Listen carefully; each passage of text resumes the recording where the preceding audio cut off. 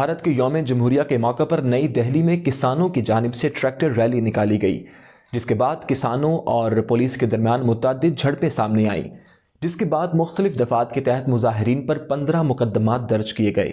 دوسری جانب مظاہرین کی جانب سے لال قلعے کی چھت پر سکھ مذہب کا پرچم لہرا دیا گیا۔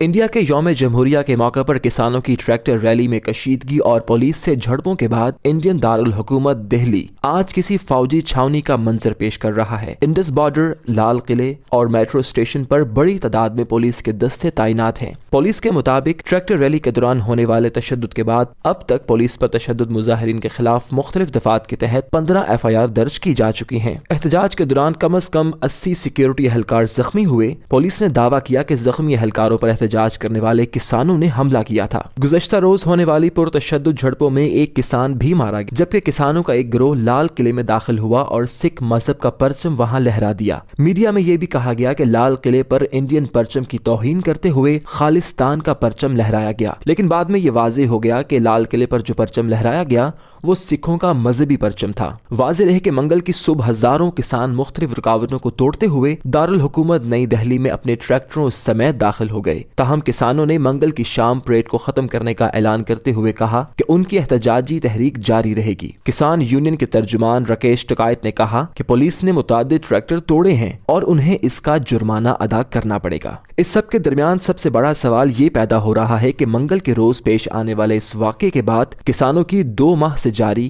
احتجاجی تحریک کا کیا بنے گا؟ کیا کسان تحریک سے وابستہ قائدین ان جھڑپوں کے بعد دباؤ میں آئے ہیں اور کیا وہ بیک فٹ پر چلے گئے؟ کیا انڈین حکومت اس تحریک کو روکے گی یا آنے والے دنوں میں یہ مزید شدت اختیار کرے گی؟ دیویندر شرما کا کہنا ہے کہ منگل کے اس واقعے کی وجہ سے کسان بہت دکھی ہیں، لیکن وہ اپنے مطالبات کے بارے میں بالکل واضح ہیں، ان میں کوئی تبدیلی نہیں ہوگی۔ تاہم ان کا کہنا تھا کہ کسان قائدین کو اس کی اجتماعی ذمہ داری اٹھانی ہوگی۔ BJP کے ترجمان گوپال کرشن اگروال کا کہنا تھا کہ ہم جمہوری اقدار پر یقین رکھتے ہیں۔ کسان پرامن طریقے سے جدوجہد کرنا چاہتے ہیں تو ان کا خیر مقدم ہوگا۔ ہم انڈیا میں جمہوری اقدار کو ایک اہم مقام دیتے ہیں۔ ہر کسی کو ہمارے نقطہ نظر کی مخالفت کا حق حاصل ہے، لیکن اگر کوئی یہ کہے کہ یہ اقلیت میں رہنے والے لوگوں کا معاملہ ہے تو ایسا نہیں ہوگا۔ گوپال کرشن اگروال کے مطابق انڈیا میں لاکھوں کسان ہیں اور دہلی کی سرحد پر احتجاج کرتے ہوئے کسانوں کی تعداد ان کسانوں سے بہت کم ہے جو حکومت کے زرعی قانون کی حمایت کر رہے ہیں۔